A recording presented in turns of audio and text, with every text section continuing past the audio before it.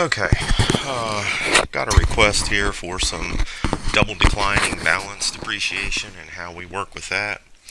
So we'll talk about that here and show an example. Got a problem here. ABC Company purchased office furniture on January 1st for $17,000. They expect the furniture to remain useful for 4 years, have a salvage value of $3,000, and they use double declining balance. Now, uh, when we use double declining balance, there's a couple things we need to pay attention to. But in the video about straight line, we talked about the things that we need to know. So let's look here at historical cost, or the price we paid for this. We know, again, that's our 17,000. Our salvage value, we know that is going to be the $3,000. Right. We can go ahead and write down here what our depreciable cost or depreciable value will be, and we know that's 14,000. That won't come into play until later, but we'll look at that. And then the life of the asset here, our office furniture, we've got as 4 years. Okay. So, taking this information into consideration, when we look at double declining balance, it sort of does what we said.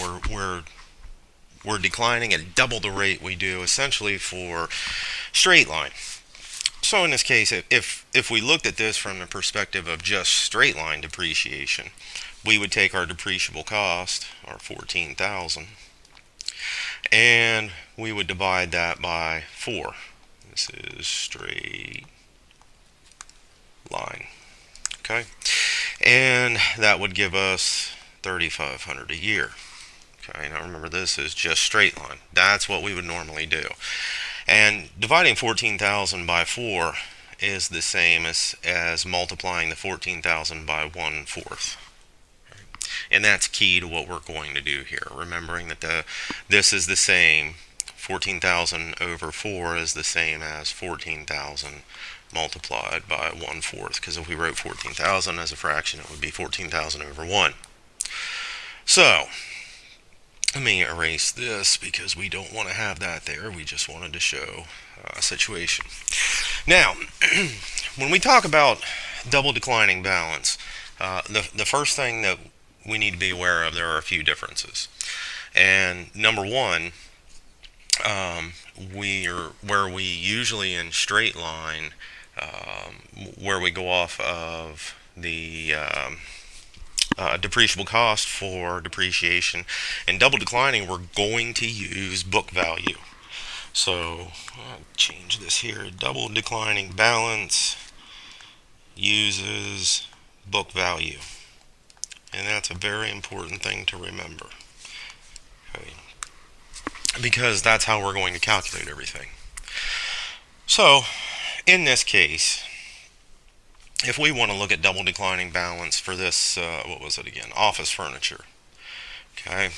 What we'll have here is, for the first year, our book value, while we have this furniture, is still the $17,000 that we paid for it. We haven't depreciated it yet, so there's the historical cost is what we have it on the book set. Now, when we depreciate using double declining balance, we use a rate, and we can calculate this by using the number of years or number of periods as the denominator in a fraction. And the numerator is just going to be 2. Because if you remember the example we had earlier, it was by 1/4. Well, here we're using 2/4. Okay. So if we multiply the book value by 2/4, then we'll get what our depreciation is for year 1. And we should know 17,000 times 2/4, or half of 17,000, is 8,500. Which means, being the first year, we're only going to have that first year's depreciation there. So our accumulated depreciation so far is 8,500. Okay. Now, when we get into year 2, well, what's the book value now? Well, remember, book value is historical cost minus accumulated depreciation.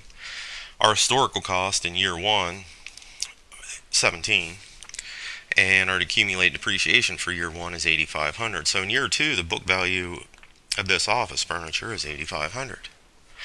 Again, we're going to multiply by the double declining balance rate, 2/4, 1/2. So our depreciation for year 2 will be $4,250. And what we've accumulated so far, total depreciation, will be $12,750. Okay. So year 1 depreciation is 8,500. Year 2 depreciation is 4,250. Now let's look at year 3. For year 3, well, our book value, well, we've got accumulated depreciation so far of $12,750. Our historical cost was $17,000. So if we subtract the accumulated depreciation from the book value, we get $4,250. That's the book value right now of the office furniture. Our double declining rate again is 2/4 or 1/2. So if we look at depreciation here and we multiply 2/4 or 1/2 by 4,250, we'd get 2125. Okay. And if we add that to what we have in our accumulated depreciation, we get 14,875. Well, this creates a problem for us.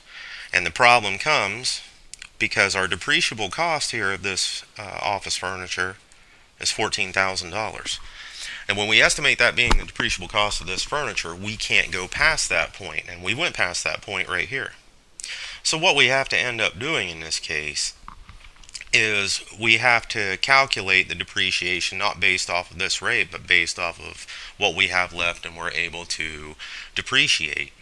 So since this does take us above depreciable cost of the asset, we have to subtract an amount that would leave us with depreciable cost here.